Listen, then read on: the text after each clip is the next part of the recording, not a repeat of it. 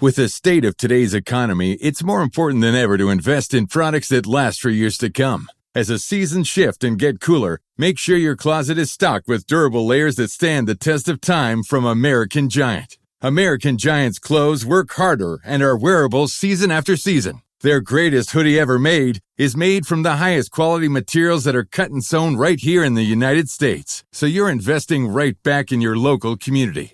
Choosing American Giant means taking a stand for American manufacturing and hardworking Americans, something other mega corporations don't care about. From fleece to knit, all in a range of colors for versatile daily wear, American Giant delivers everyday pieces designed for everyday life. Feel the difference of quality, made-to-last clothes from American Giant. Get 20% off your first order with code STAPLE20 at american-giant.com. That's 20% off your first order at american-giant.com with code STAPLE20.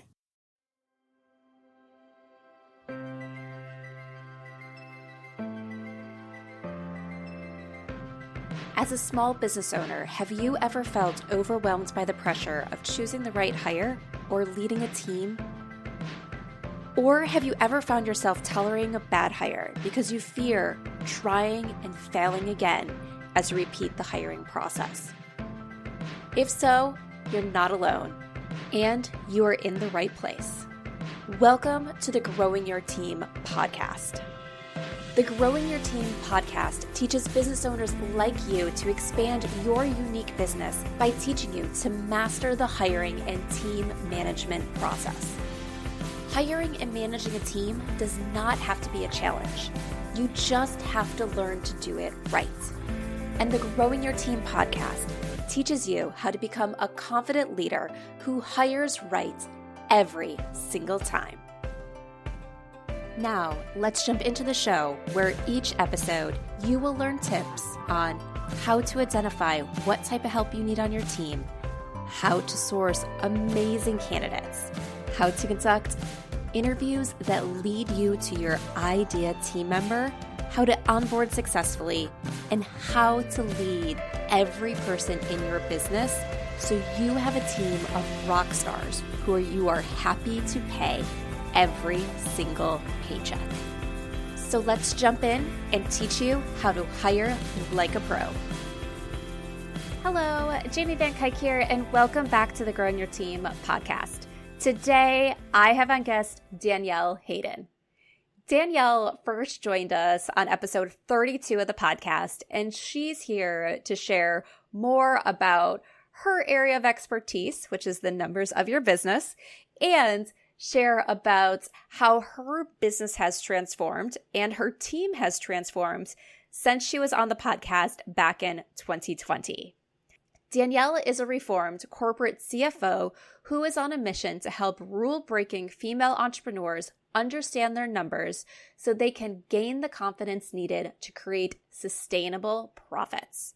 After spending 10 plus years in the boardroom as a corporate financial officer, Danielle is now in her sweet spot as the CEO of Kickstart Accounting, Inc., where she helps business owners with bookkeeping, financial analysis, and education, and is the author of the Profit Planner book series.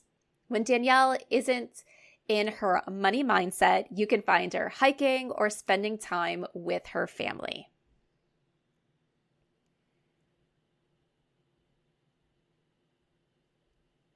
A lot has changed for Danielle, as I mentioned, since she was first on the podcast. And when I heard about her transition and how she went from being in the client work day to day to now that true CEO of her business, I knew I needed to bring her back so she could share about that journey with you, what it took for her to get out of that work and to the position that she is in now, how she prepares her team, and how she really prepares her clients to work with her team instead of with her. She has made this journey over these last few years that many of us hope to be in one day, that true CEO role, and not having to do the day-to-day client work that makes our business the revenue it does. Danielle is also sharing some more great information about the financials of your business and how to really make sure you're making the right decisions based on the stage of business and life that you are in. So we're not talking about necessarily in startup phase, growth phase, scaling phase, but talking about the stage of your business based on your goals, whether those are your business goals, your personal goals, and how the numbers of your business and where you spend your money can support that. So let's jump into the conversation and hear everything that Danielle has to offer so we can grow the businesses and the profitable businesses that we want. Hi, Danielle. Welcome back to the Growing Your Team podcast. Thank you so much for having me here. I'm really looking forward to this conversation. Yes, me too. All right, before we get started, can you remind everyone who you are and what you do? Yes, Danielle Hayden. I am the founder and CEO of Kickstart Accounting Inc. We empower service-based business owners to understand their financials using both bookkeeping and consulting. So bookkeeping is a vehicle to really helping business owners be able to use their numbers to better manage their business so that they can grow profitable, sustainable, and most importantly, enjoyable businesses. Yes, that's always so important. I feel like for a lot of people, the numbers are scary, but the numbers are so important and they can tell you so much. And if they're not your thing, you should definitely need someone on your side that's going to help you through that. And I think even if they are your thing, like as a business owner, you're too busy to be as deep into your numbers as you need to be in order to have a successful business. I've been using the word stay in your lane a lot lately. And I mean it like to me, like also because I have to stay in my lane as the CEO. And so I mean that for every single one of us. If you're listening and you are running a business, it's important for you to stay in your lane. And that doesn't mean doing the bookkeeping and looking at the numbers and being head of HR and you know, like we're trying to do everything instead of what our strengths are and then tapping into the other people who we need, who are experts in our business. Yeah, I definitely think that is so important. Now, most of the businesses we work with at Growing Your Team have fewer than 15 employees. Yeah. Majority actually have fewer than 5. So small businesses, small teams, but occasionally we do work with much larger businesses. And I think it was about 2 years ago now, we were working with a business that had 200 employees. And one of the things we did was help the CEO divide their roles into multiple full-time roles, not part-time roles, not fractional roles, full-time roles. And one of them being the director of finance. And they also hired a director of HR, and they weren't ready to call them chief financial officer and things like that. They're like, let's start with the director and then we'll bump the person up there. But it was just so eye-opening in working with this business owner. They had 200 employees and she was still holding on to these high-level tasks. Like, yeah, they had someone doing the bookkeeping, but the high-level financial tasks and everything, she was holding on to. She was holding on to those high-level HR tasks and everything because she was too afraid to let go of that. And once we got that off her plate, she was able to more stay in her lane, do what she was good at, and run the business the way that she should be running the business. Yeah, we work with a lot of business owners who are solopreneurs hiring their first 5 to 10 employees is usually where we come in. And it's the same thing, right? We have a superhero cape, superhero syndrome, thinking that we need to do it all. And I think that the biggest lesson that I learned as a business owner was like, we started to actually grow when I started to say, I don't know everything. Like I literally waved the white flag, put up my hands and said, I don't need to know everything anymore. I need to hire the experts in my business. Yes, exactly. That's always one of the things we talk about is, you know, there comes a point in your business where you need to stop learning and start delegating. Yeah, stop learning. You don't need to learn it. Yeah. People say to me, should I learn QuickBooks? I'm like, no, you should not learn QuickBooks. Not an accountant. Yep. Nope. Learn how to, and this is probably something you can have that good guidance for because you don't have to get too deep, is learn how to know if someone presents you with the numbers that you can tell what's going on. So you know if your ship's going in the right direction and things like that. But yeah, get out of the details. Yeah, I think that the most important thing that we can do as business owners is learn how to take, I call them clarity breaks. So I really like to do this, like hiking on the trails or walking with the dogs. But when like, it doesn't have to be over a heavy situation, but just on a regular basis where I'm like taking a moment to ask myself like what's working and what's not working. So after somebody reviews their financial statements or is considering hiring and has interviewed candidates, like take a moment for yourself to really like ask yourself, like there's no movie star Hollywood moment. There's not going to be like the skies are parting, but we can start to take that time to ask ourselves questions, because I think that's really our responsibility as a business owner. It's not going into QuickBooks, learning that, processing transactions, or knowing every single number in your income statement. It's really about saying, okay, I see the numbers, but now how do I use them to make business decisions? How do I use them to reflect? Yeah. And I think that's so important. I can't remember if we talked about this the first time you came on, but when I was initially growing my business, I was probably about 2 years in, and I realized I was strangling my business because I was afraid to spend money.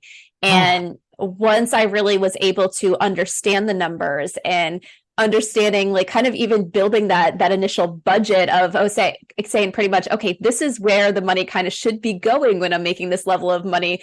I'm like, oh my gosh, like I'm not spending money where I should be spending money. And once I became okay with spending the money I was earning, my business really took off because I stopped strangling it.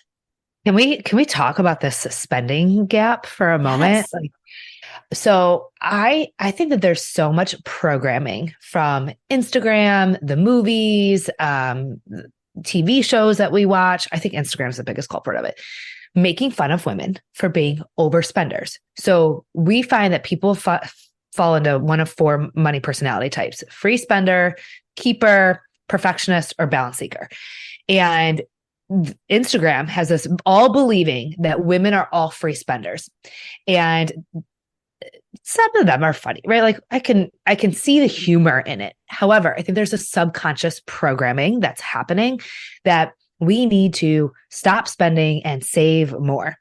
And so I can't tell you how often clients will get on calls and say, okay, where can I cut? Like, where should I cut money? And I'm like, how about where should you spend money? Like there are healthy percentages where if you're not spending enough, you are holding your business back. But we have been so programmed to think we have to save our way to wealth. We have to spend less than we're making, instead of how do I spend my money responsibly and in the right areas so that I can grow my business. Yes, I love that you just included responsibly in there. And yeah, I'm assuming in order to spend in some areas, you might realize that you need to shift dollars, which does involve cutting back, but you're cutting back because you're putting the money where it belongs versus cutting back just to save a dollar. Yes. Yeah. Cutting back intentionally. So there are seasons in our business. So we all go through seasons. And my client, Jenna, is my favorite client that I ever watched go through this season, like the seasons as business owners. So she had come to us and she had said to me, Danielle, can you teach me how to operate my business at a loss? And I'm like, super odd request, but I'll take it. And we did what we call a catch up. We brought all her transactions into QuickBooks. We set everything up. And I said, Jenna, I have good news and bad news. Good news is that I don't have to teach you how to run your business at a loss because you're profitable. But because you don't know your numbers or understand this, you're taking owner's draws and commingling business and personal expenses. So you just feel like you don't have enough cash to support your business. Bad news is that you waited until November to have this conversation with me. And so you're going to pay taxes on this profit, but it's okay. This mindset shift completely changed Jenna's business. She's like, I need to go into growth mode because I want to spend money on growing my business. She went to conferences, she traveled, in-person events. She hired a marketing consultant, an operations team to service the growth of her business. I mean, she was really intentional about growing her business. And she was spending money on getting the right team in place, getting the right clients in place, right? She was so intentional for about 18 months. She came back to me and said, all right, I'm shifting. I have to be able to buy a home. I need to buy a home. I'm ready to put down some roots. So we had to shift her spending in her business to allow for her to be able to pay herself again and to pay herself a little bit more so she could save to buy her home. Those are seasons in her business, right? Like then she wanted to change that, and we got to see her hit another goal. So our spending habits don't always have to be, how do I cut money to make more? It's how do I support what my intention and my goal is today? Yes, I love that. It's always one of those things of, what do you want to do in your business? Some of the things we talk about occasionally here on the podcast is, sometimes it's okay not to want to grow your business. It's okay not to want to scale your business if that's what you want. But then if you want to grow your business or you want to scale your business, you have to be making the right decisions in order to do that. So having the right team, having the right spending in place and all those things so you can reach your goals that are your goals, not what someone else is telling you to do. Absolutely. And this is a big piece of hiring, is knowing when you're going to be shifting in your business. Like this might be a season where you've been in growth mode. So you've been pouring all of your time and energy into the business. Maybe you're a solopreneur who is working your tail off. But as you decide that you are ready to start hiring employees, like you're ready to start building a bigger brand, knowing that, okay, I want my role to shift now. I want to maybe pick my kids up from school or be home for dinner or take care of my aging parent. I want to shift my priorities.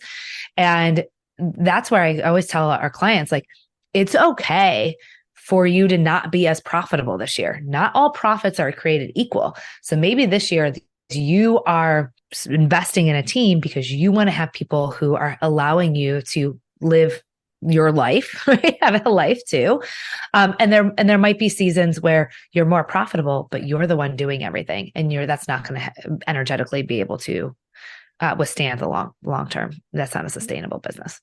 Yes. I love that you said that. And I think there's too often we focus on, I have to do better this year than I did last year. And the way we measure that is pretty much typically revenue. And personally, like over here at Growing Your Team, we're recording this near the end of 2023. It's going to go live early, probably 2024. And I can tell you, unless things really change over the next 2 months, I am not going to hit the same revenue that I hit last year. But it was because I had to take a slight step back because there was crazy things going on in my family life that I made the intentional shift to say, I cannot take on another client right now because I only have so many hours I can dedicate to my business. And with where I need to spend my time, this is enough. This is enough for this month. I cannot be in growth phase. I cannot bring on a new team member right now because I can't handle it. And this cap is not what my original goal was for the year, but because of the stage I was in life overall, it was okay. And there are still sometimes I look back at my numbers now and be like, oh, but I'm going to come in lower than last year. Oh, I've been on such this great growth thing. And then I remind myself that it was intentional this year. Maybe it's not what I set out for in January, but I made intentional shifts throughout the year that landed me where I'm at today. I'm really glad you shared that because I think it's hard for people to, when you're like, just like you had the gut reaction, like, oh, because sometimes we think of our financial statements as report cards. Like we have been trained all our entire life. You get a report card at the end of each quarter. Now you get financial statements and they can feel like a report card. And so it's like, oh, do I want to see if I failed? But there's no failure in business. And so we need to stop thinking of our numbers and our financial statements as a report card. It's really just a measure of what is working, what's not working, what do I have the opportunity to change and pivot. And that's why we recommend. So for every single one of our clients. So when we work with our clients, they get, if they're on the monthly package, they get a monthly call with their bookkeeping team. If they're quarterly, they get a quarterly call. All of our tax clients get 4 calls per year. And that is really unique because we want to talk to our clients because we want to say mid-year, like at a mid-year check-in, what was your intention for the year? How has your spending, has your spending matched your intention? Did it match your goal? Okay, now mid-year check-in, what do we want to do the back half of the year? Like, what are we going to be doing? And how do we make sure that our numbers align with those goals? Because we don't have to stick to something year round. That's why we want to meet with our clients so often. Yeah, it's like one of those things. A few episodes back, we talked a lot about performance reviews and everything, and it's like that yearly performance review doesn't work because so much changes throughout the year. Like I know when I was in corporate, and we'd have to go and like evaluate people on goals that were set 10 months beforehand, and it's like they didn't achieve the goal, and sometimes the employee would feel like they failed because they didn't achieve the goal, and I'd have to sit there and tell that employee, you had no ability to achieve that goal because what happened over the year was not what we thought was going to happen. But yeah, I know it's still here formally in the system. So we kind of have to talk about it a little bit, but now we're just adding in goal wasn't achieved because of whatever the reason was. Like there was this, we didn't focus on this. Like the priorities changed, like the corporate priorities changed. Yeah. Yep. Yeah. That's tough. Yes. Yeah. So it's kind of like the same thing. It's like your financial goals could change throughout the year and everything. So it's good to have those check-ins to be like, are we on the right track? What is going on? And especially like you mentioned your one client that was changing, like they wanted to change what was going on in their business so that way they could afford a house.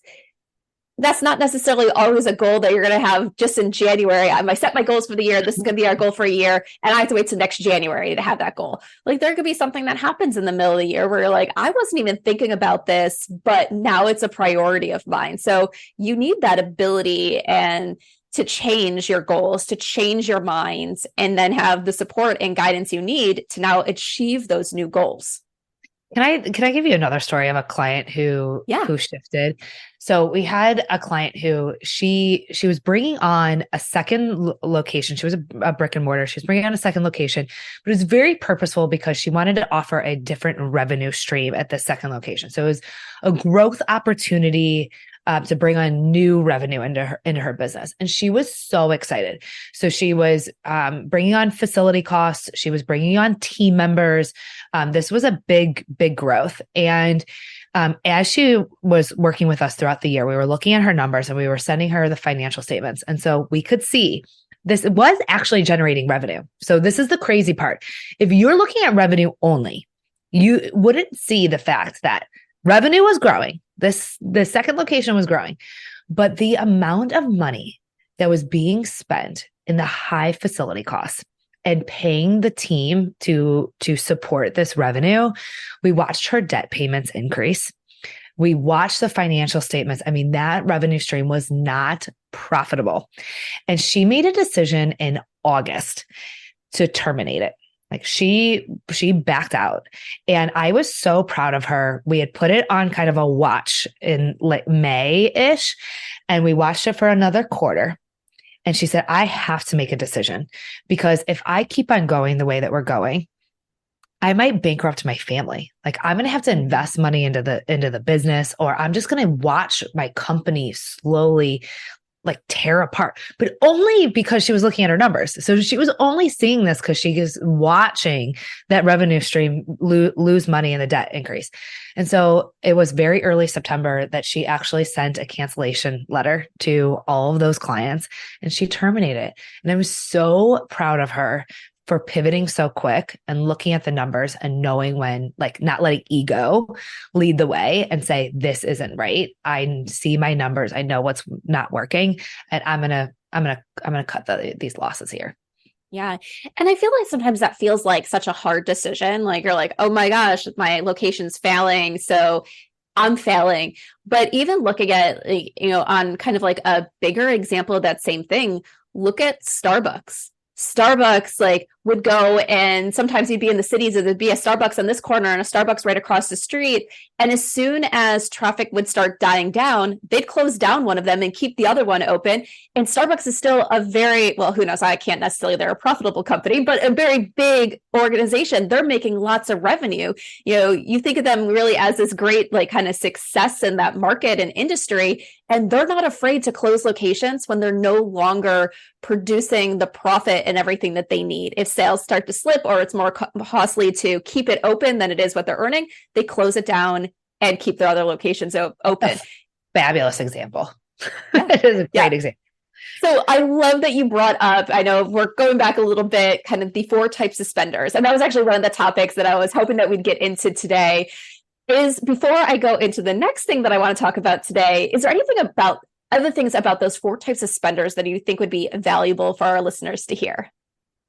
Well, yes. So understanding your money personality type really impacts how you run your business. I had no idea. Now, when I came out of corporate, I was a CFO. So to me, it was like, let's look at the data, make business decisions. Like, guys, this is black and white. But I had worked for private equity firms, investors. So to me, they were black and white. There wasn't as much emotion tied to the business. What I realized as I owned a business was, wow, like my money mindset is impacting the way I make business decisions in my business. Now, my family laughs at me because when I took the quiz, I actually came out as a keeper. So we created a quiz. If anybody wants to take it, it's kickstartaccountinginc.com/quiz. I came out as a keeper, which means I like to save my money, and it's really hard for me to invest and spend a lot of money. Like, I just naturally want to save. But I go on spells of free spending where I'm like, I don't care. I want this. We're doing it. And then I become a free. It's like I step into my free spender. Other people really they're free spenders. They do not want to look at their financial statements before they make a business decision. They want to be able to spend money. They want to be able to jump on the next course, the next business opportunity, do what their competitors are doing, hire the next team up. Like, they are ready to make business decisions, quick start yesterday, and they're willing to spend to get there. Not necessarily, there's a balance between the both, right? Our balance seeker is somebody who knows that they need help in their business. They can't do it all themselves. They need to hire people. They need to invest money, but they also have to have a responsible enough amount in savings. Our perfectionists obsess over every single dollar that comes in and out of their business. It is exhausting. So knowing which personality type you fall into allows you to say, okay, how am I approaching this business decision? Is it creating a spending gap in my business? Like, because I'm a keeper, I'm unwilling to spend in my business? Or I just say I'm reinvesting. I'm like, reinvesting in what? They're like, I'm just leaving the cash there to be reinvested. Because there's a real cost to it. We are overspending in taxes. Like, if we're not spending enough money, we're overspending in taxes. If we're not willing to hire a bookkeeper or a consultant, we're spending money in having inaccurate bookkeeping. We're spending money in our time learning strategies that we shouldn't be learning. So there's just a real cost to not understanding your money mindset, personality type. Yes, I love that. Probably right after we get off this conversation, I'm going to go take that quiz because there's part of me, it's like, oh, I feel like I fall in this. I feel like I fall in that. Like, I have no idea right now where I fall, and I'm sure it'll be probably a little surprising. Yeah. Good. Definitely go take that. All right. Well, let's jump into one of the main reasons that you're back on this podcast. Obviously, you have so much great information to share, but you're actually one of our very early guests. Like, I was looking back and you are episode 32, and here we are, like, well over 200 episodes. We're coming up on hitting that 4-year mark of the podcast. So thank you so much for being one of our early guests. But a lot has changed for you since you were on the podcast in terms of the structure of your business and your role within your business. So can you share a little bit about your journey since you were last on the podcast and how your role in your business has changed? Yeah, gosh, so much has happened since then. I talk about this journey from practitioner to CEO so passionately because I did it too, right? Like I came into this business because I loved being a CFO for these mid-sized businesses. And I really wanted to bring everything that I had learned into entrepreneurship. I wanted to give small business owners, making $100, $200, $300,000. I wanted them to have access to the same financial information to be able to make the same business decisions as these big companies were making. At the time, it was really a lot of my time, my expertise. And so I had went on a journey to build out a framework and a set of training that I could use to grow my team.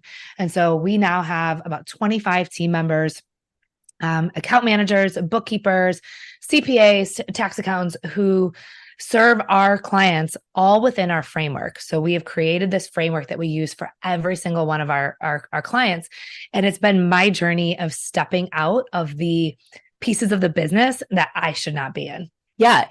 I don't know. I look at that and from my, where I am right now, I started my business even back, so when I was in corporate, before I even left my corporate job, I knew I wanted to be CEO, whether it was of my own business or someone else's business. I wanted to be a CEO one day.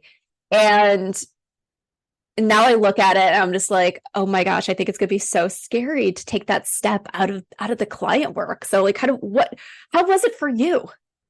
Oh, it is scary. And that's why we have so many SOPs and frameworks, and we do regular training every single month for the team, because I wanted to make sure that everybody was doing it consistently and providing the same value to every single client. So my number one focus has changed. My job isn't to go on and do a kick-ass client call. My job is to train my team to go on and do a kick-ass client call. So my role has really, really changed. And I think it's important for us as business owners to know what we want our role to be, because somebody listening to that might be like, that sounds awful, right? I don't want to be a leader. I love being a practitioner. And so for you might need to hire a CEO or somebody to be a leader so that you can keep on doing what you love to do. I realized as I was growing and hiring team members that I was really passionate about training and teaching, which I'm very surprised about. I did not know 9-10 years ago that this was going to be the situation, but I love training people. And if I can train more of my employees, my team, to do what we do, right? We empower business owners to make better business decisions, to grow their businesses. We have this freaking fantastic impact on the economy. Every single business owner that we touch, they are then going out and they are hiring team members and supporting their families. So we have this amazing ripple effect in our business. For every team member I have, we're able to help more clients. And for every client we're able to help more people have jobs, support their family, and this small business entrepreneurship world. Also in teaching, I realized that I love to teach our clients too. So we created 3 courses over the last 18 months, which gives us an opportunity to work with our clients in a very different way, because we realize that clients and entrepreneurs want to learn. We want to learn about ourselves. Money Mindset Mastery. What about ourselves is holding us back in our business? Our other course, Finance Framework. It's what you need to do, when you need to do it, how you need to do it. And we give business owners the opportunity to learn. And that's just something I had no idea I was going to fall so deeply in love with. Yeah. I love that. Okay. So one of the questions I have, so obviously you mentioned that you had to step out. You had to teach your team members how to really be successful at those calls and the client calls and everything. At first, were you joining those calls with your team members? Oh, yes. So, over time, we created a training program. So now I don't have to be on every single call anymore. They are listening to example calls. They are going through a training program, and we use Member Vault for our training program. But at first, yes, like we needed to build that out. Like, what does that mean? So it was a lot of my time being on calls, reviewing QuickBooks, creating value-added worksheets, helping the team learn how to do that. Now I have a team of account managers who have really become experts in that. And so they can help me train other people. So now I have like octopus arms where those team members can also train. But we've also, like, that's why I'm always preaching to people, have SOPs.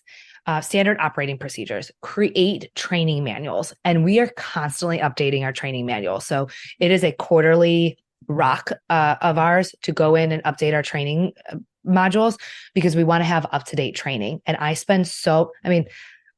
it's only 10 o'clock in the morning. I've actually already spent 2 hours recording training videos because we're revamping our training in the new year. And so that's a lot of my responsibility, is making sure that those training videos are there. So I know it sounds like, to somebody listening, like, I don't want to be on every call, or I don't have time. But investing that time to build those team members was really the best way to multiple my time. Right. And you think about it, like, you were on every call anyway before you had the team members. So now you're on the call with the team members, and then eventually you can step out of those calls and have your team members run it. So it is one of those things where, yes, it takes time to train up a team. So when you're looking at the time savings, it's not the time you're saving while you're training them, because you're not saving time there. You're actually probably spending way more time. It's the after. It's the after they're trained. It's the after that where you get to spend your time elsewhere, or sometimes at the beginning parts where you're building that team, you then get to go focus on other clients while they focus on their own clients. That way you have that additional revenue coming into the business.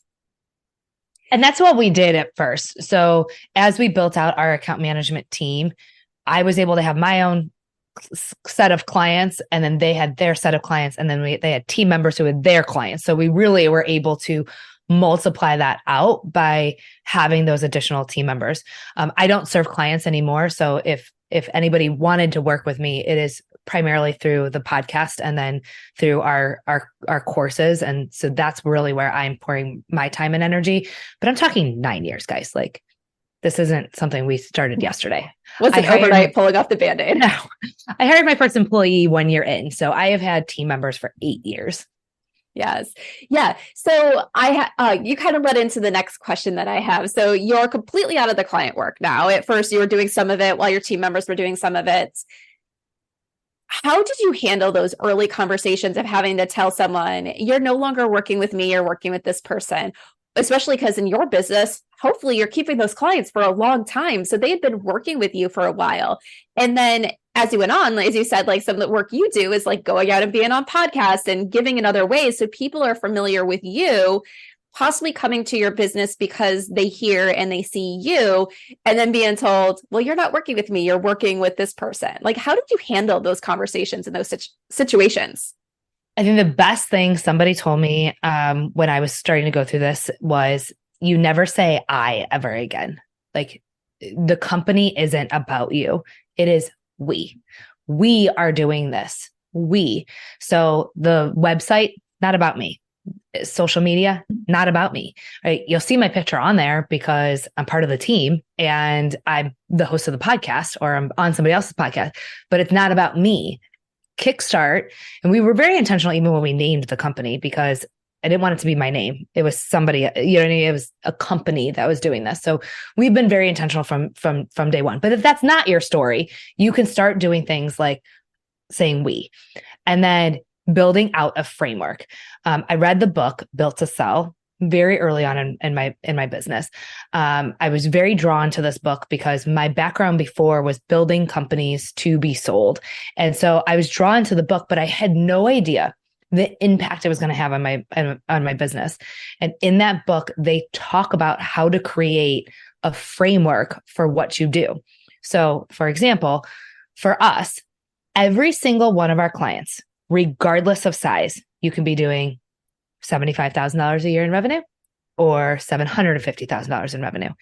Every single one of our clients is set up with the same QuickBooks chart of accounts. And it is something that we have put so much time, thought, energy, and resource into creating that chart of account structure. And having that structure allows us to provide all of the other analysis that we will give to that client. So every client has that same structure. Then every client gets bookkeeping on a weekly basis. We reconcile everyone's accounts on a monthly basis. And every client gets what we call a snapshot. And it's this easy to read financial statement review. You don't have to go into QuickBooks. Like, our clients don't go into QuickBooks. Our clients don't, they don't have to read all the confusing Excel spreadsheets. They read the snapshot, and the snapshot is an easy to read, high level overview of their numbers. And that's our product. Like, that's what we give clients. So again, the client who's doing $75,000 is getting the same snapshot somebody that's doing $750,000. And my team can really easily implement that over and over and over again. So when I am telling people about the framework that we've created, the training processes that we've created. They're working with me in a subconscious way. I don't know if that's the right word, but like in a third party way, right? They're still working with me because they're using my framework. Yeah. And I love that. And if you think about it, like, that's why your clients are working with you. It's that framework and what you are producing. And as long as your team can use that same framework, as long as your team can produce the same things and they're getting what they're paying for, that might be a transition. It might sometimes be those conversations at first of like, okay, yep, you're not working with me. This is my team, especially those clients who had a transition off of you. As long as you can get through that, they should be getting the same value. Yes. And one thing that I realized at one point is that I wasn't the best person to serve that client anymore. And that's ego. That's tough, man. Like, what I would say to clients is, I'm not the best person to work with you anymore. I don't have the same time, energy, and bandwidth to be able to give you. But you know who does? My team member, Sarah. Sarah is so much better than I am. And she is going to take care of you so much better than I can. And reassuring that client, like, I am doing what's best for you. This isn't about me. This is about you. Like, I want you to get the best service. And this team member has been trained and she can do it better than I can now. So I guess I just encourage you to think about that. Like at one point, are you really the best person? Like, I think there's a little bit of ego to let go of it, to say, my team now is actually better qualified to help my clients. Yes. And really that's how it should be. Like, you should be building your team to be even better than you, bringing on those people that, we talk about building a team that have the strengths that you don't have. So you can really focus. And once again, as we talked about at the very beginning, staying in your lane. Yeah. And if you don't want to be the CEO of your business, like if that sounds terrible, like leading a team of people, I had to really get real with that. You know what I mean? My job is leadership. And I'm not a natural born leader. I don't have a ton of leadership training like this. I had to really learn that skill set. And so understanding what your strengths and weaknesses are and what you want your role in your business to be, and then being really intentional. I'm really intentional now that my job is to lead leaders. And so I go and regularly do training on how to lead leaders. Yes. Yeah. And I think that's so important. It's actually one of those things is if for those who are listening, go back to listen to episode 196 with Heather, where we really talked about how most people aren't natural born leaders and most people have to learn how to manage people and how to lead. And it's some of those training that's typically not done because it's all like, you're good at what you do. Now you should be good at leading it. And that's not always the case. So recognize if you're not the best people manager or leader and go out and get those skills, whether it's a coach or a consultant or going and taking courses or things like that to teach you how to best lead people within your business. Because even if you don't have a team, those leadership skills, employees, even if you don't have employees, but those leadership skills still come out if you're working with contractors and freelancers. Leadership skills kind of play a big part in your relationship with your clients and things like that. So their leadership and people management skills are things that very few people are actually born with. And we need to learn how to really enhance those skills or build them from the ground up. Absolutely. I recently was talking to a entrepreneur friend, and she originally her degree was in communications, and her business has literally nothing to do with it. I'm like, do you ever regret that? And I think a lot of us think about that. Like, this was my career before, this was my education before. And she said to me, no, because communications is something that we need for literally everything. I need it to communicate with you. I need to communicate with my partners. I need to use it to communicate with my family. So being a better communicator is going to make you a better leader of contractors, employees, and of your clients. Yeah, it's kind of very similar to my path. My major was communications. I had a double minor in advertising and marketing in college. I now help people hire people. You're a podcast host, though. I'll argue that. So it is one of those things where people are like, well, your business isn't in the area of your degree. But I said, yeah, but it put me on the path to get to the point where I can run this business. So it's like all the dominoes had to line up, and I got the jobs that I got when I was in corporate that then put me into leadership roles, that then gave me some of the leaderships and management roles where I felt like, okay, I can now go out and run my own business and lead a team, and gave me all the hiring skills that I didn't have like when I initially went into corporate. So yeah, my business has nothing to do with my college like degree really right now, but it is. And then I also feel like it does help out a lot when you're running your own business and you have to, at the very beginning, and you can't hire someone, you have to create a website and you're doing your own marketing. And I'm just like, I am definitely not the expert, but at least I know enough from my college degree. There you go. It just comes full circle. It's definitely an entrepreneurship roller coaster. It does. All right, Danielle, I feel like we could talk all day, but we have to start wrapping up. So tell everybody how they can get in touch with you. Go to kickstartaccountinginc.com/gift. I have a few awesome downloads on there. You can link up to the podcast, Entrepreneur Money Stories. Your episode will be airing as well, so you can listen to your episode on Entrepreneur Money Stories. We love working with small business owners. So if you need help in your bookkeeping, your taxes, go to kickstartaccountinginc.com and book a call. We are accepting new clients right now. Don't wait until tax season.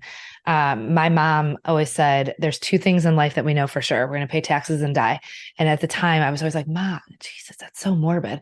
But now as a CPA, I realize how true that is. And we cannot be surprised as business owners every year that when we come to tax time. And so I encourage every single one of you, know your numbers throughout the year so you can better manage your business, so you can understand your tax liabilities and grow your team, right? Like yes. You use your numbers to grow your team and to hire and to pay yourself. So you need a bookkeeping team that's going to send you accurate, on-time financials throughout the year with an easy to read snapshot. Yes. Awesome. All right. And of course, that link will also be over in the show notes at growingyourteam.com. So make sure you go look it through everything Danielle and her team has to offer. All right. So my last question for you today that I love to ask all my guests, and of course, you've been asked this before. We've all had leaders or managers that have stood out to us. Think of a leader or manager that has stood out to you and share one thing about them. So I had a CEO that I worked for, and he used to say to me, I would get so frustrated when I would see him in his office reading the newspaper. Like he would come in at 9:00 and he'd read the newspaper and drink his coffee. And when I asked him about it, he said, I'm working. Like, I'm not relaxing. I'm working. I'm educating myself. I need to understand what's going on in the world. My job is to train myself to be able to lead you and the rest of the management team. And knowing Andy and having worked with him has allowed me to step into that CEO role. I don't have to be doing all day, every day. And I think it's really easy for us as practitioners to want to do all day. And sometimes it's okay to take the clarity break, to educate yourself, to take the time away from the business, and to think before we speak. He used to, I mean, it was like almost awkward because you'd ask him a question and I'm like, oh my God, when is he going to talk again? And that he was gathering his thoughts. And then when he spoke with such clear authority and his thoughts were concise. And so you know, just pausing to know your thoughts and to be clear and concise with your team, your contractors, you know, anybody that you're working with, your family. So those were my 2 lessons from Andy. So, yeah, I love that. I love that it's taking time on the clock to learn and better yourself and prepare yourself for the day. Because I feel like too often we don't do that. Like, I know a lot of people like scramble to read business books and whatever free time they have after like they finish working for the day or before bed. And I'm just like, well, if it's important, build it into the business day. If it's for your business, it should be part of your work day. And I think it's the same as truly, you know, for team members. So often I think we don't want our team members to be learning on the clock. And I think we need to balance that as, what do we need them to learn in order to be better for us, and allow them to do that on the clock, or allow them, like you said, reading a newspaper to prepare themselves for the day so they can make the right decisions for their clients those days. Yeah. But it's a shift for us as we move into the leadership role, is how do we conduct ourselves? And so that was something that I really stuck with me from Andy. And I think it taught me a lot about how to become a CEO. Yes. All right, Danielle, thank you so much for joining us again here on the Growing Your Team podcast. And anyone who's listening, if you love this episode, make sure you go back and listen to episode 32 for when Danielle first joined us and listen to all the wisdom from almost 3.5 years ago that you came on and shared. Crazy. No judgment, guys. It was a great episode. So I loved it. Everyone's going to love it. All right. Thank you so much, Danielle. Thank you. Are you ready to hire a new team member for your business, and you want to ensure you hire the person who can succeed in the role, make you happy, and positively impact your bottom line? Then let's talk and see how growing your team can help you master the art of hiring. Through bespoke hiring frameworks and comprehensive guidance, you will learn how to attract candidates who have the passion you desire and the skills needed to succeed. At Growing Your Team, women entrepreneurs and leaders work with us to help them expand their unique businesses by teaching them how to hire like a pro. Let's connect and see how we can help you. Send me an email at jamie@growingyourteam.com. That's Jamie, Jamie, @growingyourteam.com, or head on over to growingyourteam.com/jumpstart, with jumpstart being all one word, and let's talk about how you can become a confident leader who hires right every single time.